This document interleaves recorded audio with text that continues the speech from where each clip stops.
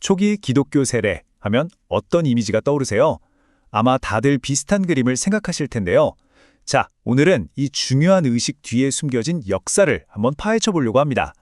우리가 지금 알고 있는 세례의 모습과는 어쩌면 전혀 다른 이야기일지도 몰라요. 네, 그렇죠. 우리 대부분은 머릿속에 딱 하나의 정형화된 이미지를 가지고 있어요. 하지만 실제 역사 기록을 들여다보면요, 이야기가 완전히 달라집니다. 보통 그렇게 생각하기 쉽죠. 원래 방식은 딱 하나였을 거고 그게 수세기 동안 변치 않고 그대로 전해져 내려왔을 거라고 말이에요. 하지만 실제 역사는 훨씬 더 복잡하고 또 흥미롭습니다. 마치 다양하고 계속 진화하고 또 각 지역색이 아주 뚜렷한 전통들이 모여서 만들어진 하나의 거대한 퍼즐 같다고 할까요? 자, 그럼 지금부터 이 역사 속 퍼즐을 한번 맞춰 들어가 보죠. 자, 첫 번째 퍼즐 조각은 바로 고대 알렉산드리아입니다. 이곳의 관습은요, 학자들이 만들어 놓은 어떤 틀에도 딱 들어맞지가 않아서 정말 골치 아픈 곳이었죠. 보통 학자들이요, 고대 예식을 크게 두 가지로 나누려고 했어요. 바로 서방 예식하고 동방 예식이죠. 슬라이드에 보시는 것처럼 서방은 주로 묻고 답하는 식의 신앙 고백을 하고 기름을 바르는 건 악령을 쫓는다는 의미가 강했고요. 반면에 동방은 스스로 신앙을 선포하고 기름을 바르는 건 성령의 인장을 받는다는 의미가 컸어요. 꽤 깔끔한 분류 같죠? 그런데 알렉산드리아가 이 모든 틀을 그냥 깨버립니다. 알렉산드리아는 이 두 범주 어디에도 속하지가 않았던 거예요. 여기 보시는 것처럼 세례를 주는 가장 중요한 시기가 부활절이 아니라 주현절이었고요. 세례 전에 기름을 바르는 것도 악령을 쫓는 게 아니라 치유에 초점이 맞춰져 있었죠. 그러니까 서방도 아니고 동방도 아닌 그야말로 전래계의 이단아 독자 노선을 걸었던 셈입니다. 자, 다음 사건 파일로 넘어가 볼까요? 이번엔 4세기 예루살렘으로 갑니다. 여기서는 정말 흥미로운 역사 미스터리가 우리를 기다리고 있어요. 목격자가 둘인데 증언이 서로 완전히 다른 거죠. 자, 증거를 한번 보시죠. 첫 번째 증인은 예루살렘의 키릴루스, 약 348년의 기록인데요. 신조에 대한 18개의 강의를 중심으로 한 준비 과정을 설명합니다. 그런데 불과 몇십 년 뒤인 380년대에 에게리아라는 순례자는 7주 동안 매일 교육을 받는 훨씬 더 긴 과정을 기록했어요. 아니, 같은 도시에서 고작 몇십 년 사이에 어떻게 이렇게 큰 차이가 날 수 있는 걸까요?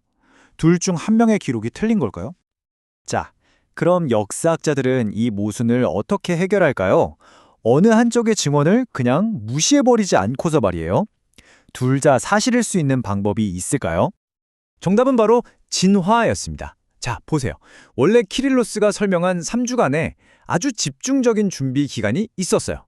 이게 원조인 거죠. 그런데 시간이 흐르면서 부활절을 준비하는 사순절 기간이 점점 길어진 겁니다. 그러자 어떻게 됐을까요? 기존의 3주 과정을 없앤 게 아니라 더 길어진 새로운 준비 기간의 마지막, 가장 중요한 최종 단계로 포함시킨 거예요. 그러니까 에게리아가 본 7주 과정의 마지막 3주가 바로 키릴로스가 말한 그 과정이었던 거죠. 결국 두 개의 다른 전통이 아니라 하나의 전통이 시간에 따라 변화하고 발전하는 과정을 각기 다른 시점에서 본 것뿐입니다. 미스테리 해결이죠. 자, 마지막 퍼즐 조각을 맞추러 시리아로 가보겠습니다.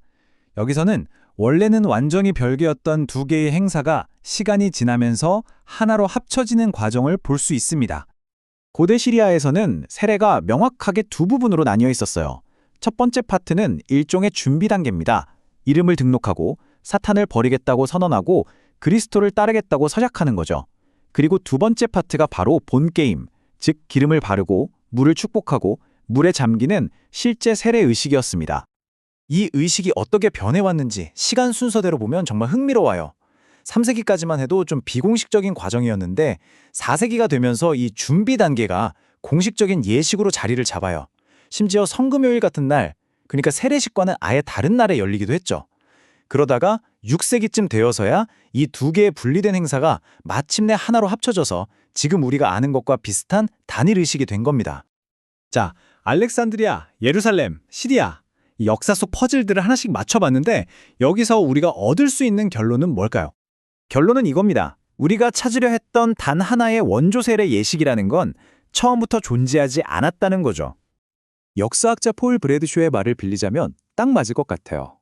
원시 기독교의 규범적인 세례 관습이라고 할 만한 것은 결코 존재하지 않았던 것으로 보인다. 하나의 정해진 청사진이 있었던 게 아니라 정말 풍부하고 다양한 지역별 관습들이 있었을 뿐이라는 거죠. 그러니까 핵심은 이거예요. 초기 기독교를 하나의 거대한 단일체로 생각하면 안 된다는 겁니다. 그보다는 각기 다른 색과 모양을 가진 조각들이 모여서 하나의 아름다운 그림을 완성하는 그런 다채로운 모자이크에 훨씬 더 가까웠던 거죠. 그리고 이건 우리에게 아주 근본적이고 흥미로운 질문을 던져줍니다. 만약 어떤 전통이 애초부터 단 하나가 아니었다면 그 전통의 진정성이라는 건 과연 무엇을 의미하는 걸까요?